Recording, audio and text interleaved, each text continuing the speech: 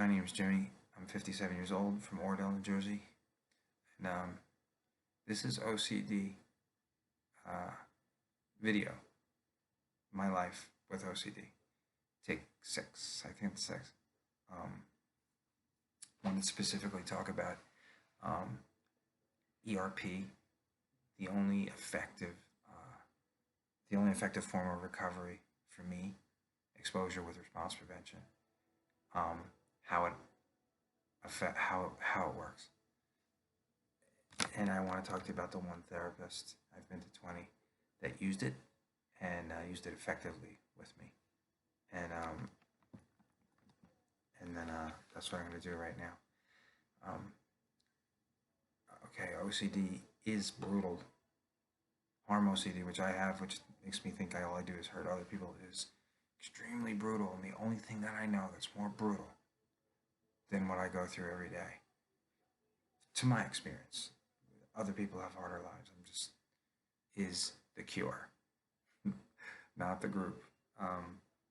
The they were actually pretty good. The cure, recovery. It's called ERP, exposure with response prevention.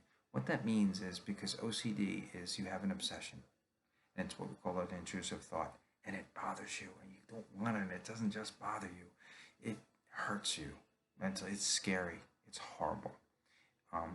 And then you have these rituals you do to try to, like, band-aid it, get rid of it, get out of the moment, relieve tension, and those are called compulsions or rituals, right? So, and the D at the end of all that, there's the obsession, there's the compulsion. The D, that stands for disorder. This is a disorder. It's a mental illness. It's a disorder. It's a mental illness. Me, mentally ill, and I am functionally. My mom was a functional alcoholic. Some would argue the first part of that, and I would, but I'm a functionally mentally ill guy, and I'm just messed it. Here we go. My therapist, since this is a compliment, I'm actually going to say his name because he was amazing, and then he moved to Texas to work in the military as a therapist. God bless him. Dr. Rich Rini, Caldwell area, New Jersey. So I went to see him on the referral from a friend, Max, and God bless her. And Rich Rini was amazing. He was straightforward. He was man to man. He came at me. I've been to 20 therapists in my life. I think he was number like 8 or 7. God, doesn't matter. He's the only doctor that ever used the phrase OCD. He's the only doctor that ever used the phrase ERP. He's the only doctor who told me to get my shit together. Pardon my language. I should have prefaced. He's the only doctor who came at me like a man, like like meaning a mature person, and like, say, my father would have, or just somebody telling me to get my stuff together, my shit together. That's how he came at me. It was tough. It was like, OCD is horrible. The harm OCD is seriously horrible. Makes me a crazy person to myself. And in my life, the only thing I've done so far, up until the age of 57, about OCD is I've masked it. Maybe not as well as I think, but I've masked it. And I'm sure I'm crazy and flaky in other areas that I can't hide that from people. But I kind of have hidden the fact. So I've masked my OCD. If my fears are horrible. God, Lord, my fears are horrible. To even say my fears are horrible, you can see it in my face. You can see that it hurts to even talk about my fears. They're that horrible. So those are only those things I only know. But the cure is more horrible. I say that because anything tough is good. It's not an easy life, so you pray to be strong enough to handle the life you got. Life's not easy. Life's tough, and so you just pray and prepare, and you work hard to be tough enough to deal with it. That's me. Okay, Dr. Rich Rini, here's what he said. He was sitting, like, second session. He picked up on this with me. Second session, we're sitting opposite, and he's talking to me. Or he's not talking really. I'm kind of babbling like I am now, but I was making even less sense then. But he's just like, all right, shut up, shut up, shut your mouth. Straight. Um, and he said to me, I figured it out, and I'm like, okay, let's hear it. And he goes, this is you. I'm gonna explain who you are to you by doing this. And he held up his arms like that, and that's almost disrespectful. Um, God fearing Irish Catholic all the way, and I just like, hey, cut it out. Hey, you, stop that. And he goes, well, if it makes you uncomfortable for that reason, that just makes you a good guy. But I need it to make you uncomfortable for other reasons, such as your problem, your mental illness. And I'm like, which is? And he said, you think you're responsible for everything. And then he just shut up, folded his legs, and stared at me. And I was just like, I never really looked at it like that. I just thought I was an idiot. And then I lost my ability to drive, and that was just accompanied by fear on levels that I couldn't even explain. In situations I have been in my life, couldn't explain that. So he said, this is what I want you to do. So we talked more about it. He explained what he meant by responsibility and for the world and all the pain that everybody has. That's my fault, because he didn't say harm OCD. I think that's a newer phrase. It doesn't really matter. He said OCD. He said, do you think you're responsible for everything? And then he said, you think you just, everything you do, from the minute you just want to hurt people, but you don't, because nobody with OCD has never actually hurt anybody. People hurt people every day. Those people don't do that because they have OCD. Those are sociopaths. He's like, you're not a sociopath. And I was like, yes. And so he goes, this is what I want you to do, because and he warned me. He said, do you want to get better? I'm like, yes, sir. That's why I'm here. And he goes, don't be a wise ass. He said, do you want to get better? And I was like, yes. And I could just see the sincerity in him, and I could see the seriousness in him, and I could see the no nonsense bullshit in him. And he said, well, this is what you need to do. You need to stop canceling sessions with me. I would cancel sessions because I just couldn't drive. It's like paralysis. I couldn't move. I couldn't drive because I was scared. It just scared me to drive. So he goes, you need to get in your car and drive here straight, and not stop, not pull over once. Hold on 1 second. He needs you get next session. You need to get in your car and drive here, A to B. Obey traffic signals. I'm not even going to tell you don't hit anybody. You're not going to. I'm not going to say don't worry about anybody. You're not going to. You're not insane. You have OCD. I want you to say to yourself as you're driving here, it's just OCD. Don't worry about it. It's not me. It's the OCD. Now, if you think you're hallucinating, that's different. Make a grown-up decision and don't try. That's just not what this is, though. You have OCD. You are seriously hurting yourself by giving in to it every time. Don't pull over. Don't drive erratically. Don't slow down. Unless you see a pedestrian, just be safe. Get here. Don't cancel. Sorry, I don't mean to blow you up. And he's like, shut up. It's not about money. It's not about my schedule. It's about you. Don't blow me off, because I'll get pissed. Get here. Straight. And he goes, when you get here and you're sweating and you're freaking out and you're scared and you're tired and you're everything wrong, like Bill the Cat. That was a cartoon character from Bloom County in the days. You'll be ready to talk to me. I'm like, huh? Yeah, he's like, I don't want to talk to you first anymore. I'm like, huh? It's like, yeah, I'm not. I'm like, you refusing? No, he's like, yeah, kind of. He's like, I'm refusing to treat this version of you. I can't reach you unless I see the other version of you, which is sweating, scared little child who absolutely just did something amazing by getting to me without giving in to his compulsions, without letting his fears cause him those rituals. Do that, and we can continue talking. And I was only there for like 10 minutes into that session, and that was only the second session. And then he's like, "All right, we're done for the day." And I was just like,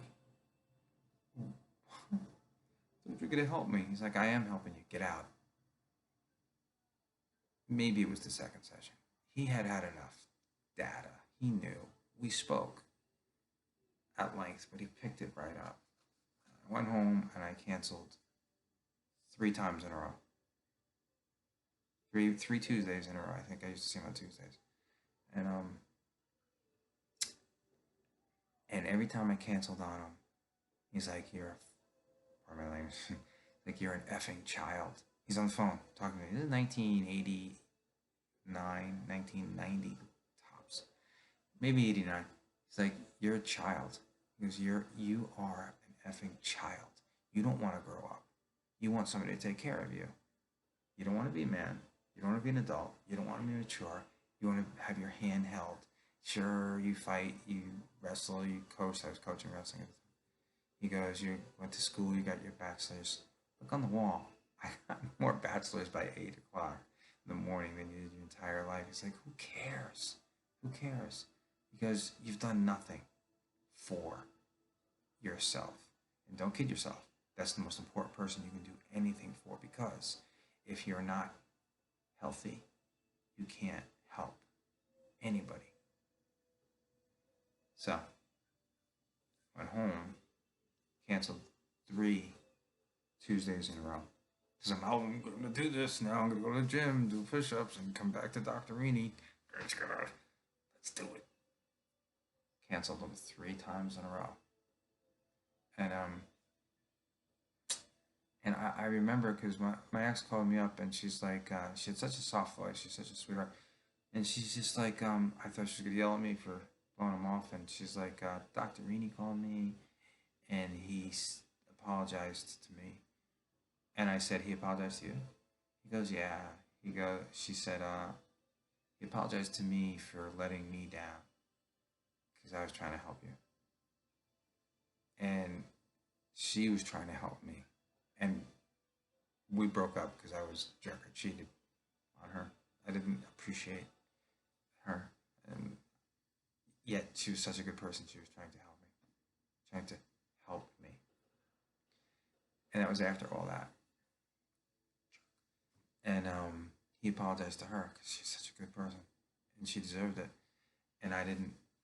And she goes, "I just want to let you know, I just wanted to help. And I'm sorry that I failed you." She said that to me, and then didn't talk to me again for like 5 years. I didn't talk to her or see her. She got off the phone crying, and the next Tuesday I got in the car. And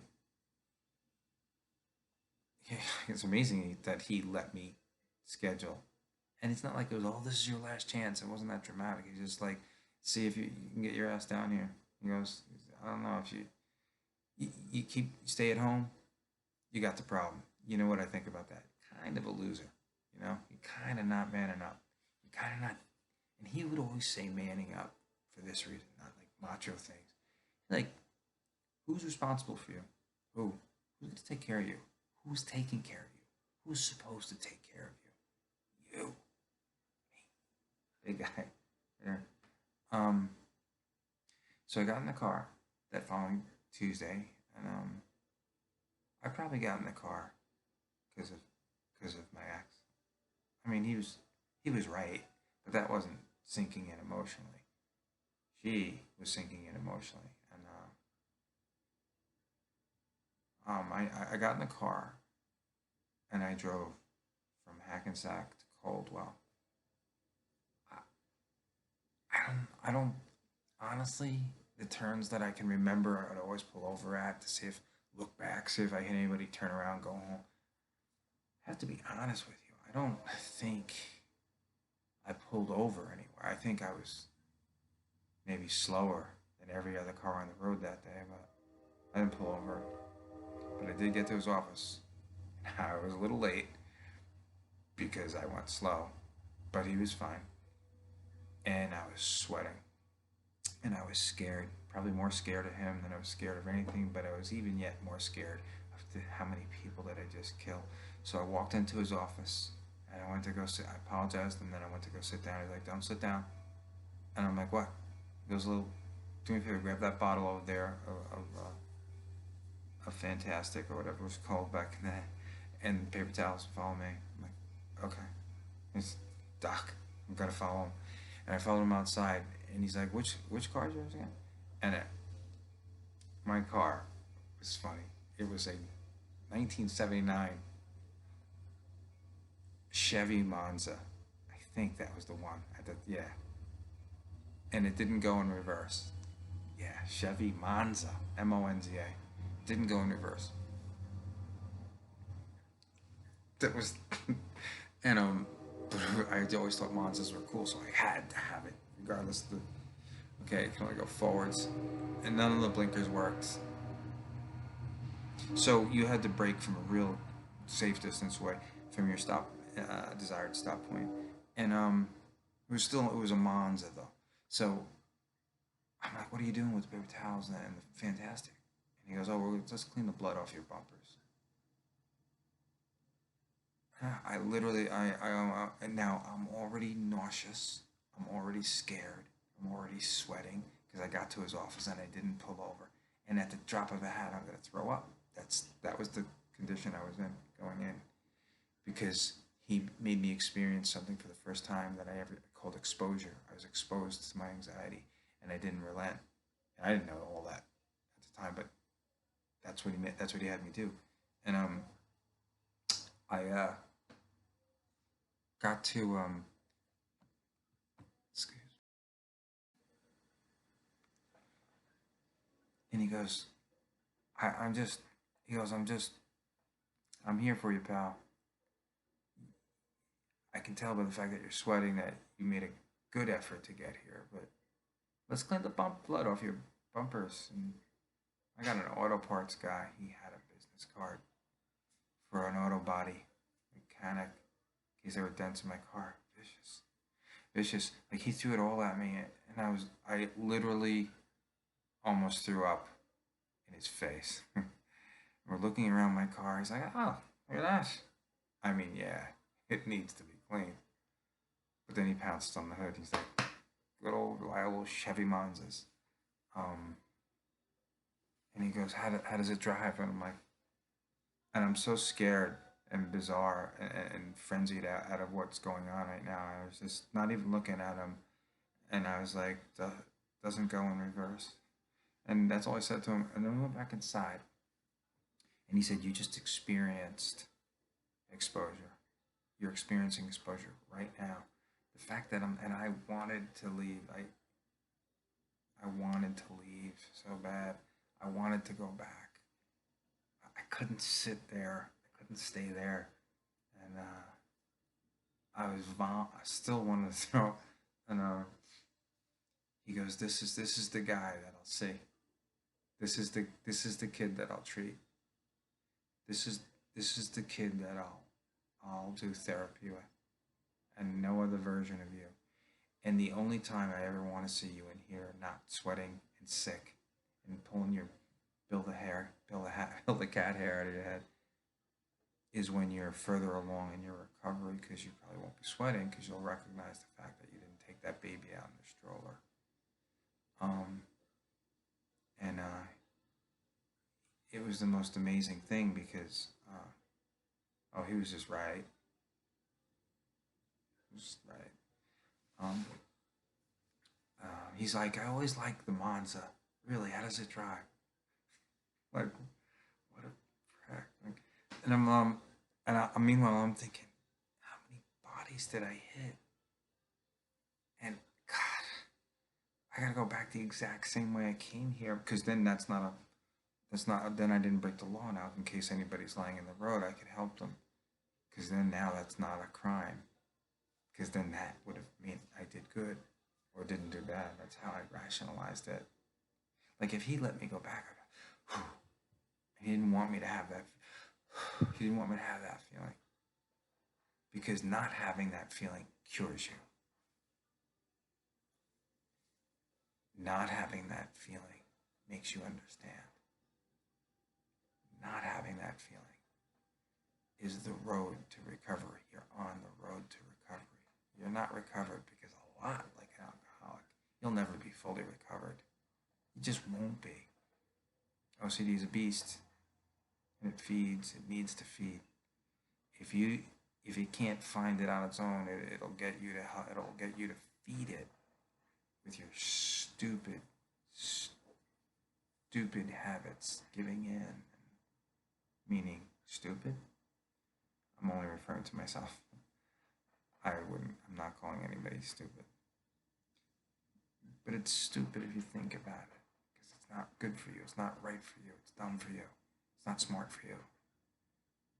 That fear that I had sitting in his office was the only time in my life I felt recovery had started. And then I actually canceled the next session. And he just called that I forget what he called it. What was that when you had a relapse? It's a relapse. Called it a relapse. He's like, you're allowed to relapse. I'll still see you. And then the next session I went, and he announced to me that he was moving to Texas. And I was like, pardon me. Like, we did all that, and I'm like, are you kidding me? He's like, no, you still have your homework, you still know what to do. I'm like, it doesn't work that way for me. It's like I need a guide. And he goes, you're such a child. I'm like, you have faith, right? Yeah. He goes, I'm not speaking in terms of faith, but you have faith, and faith works. And he's actually right about that. Thank you for listening.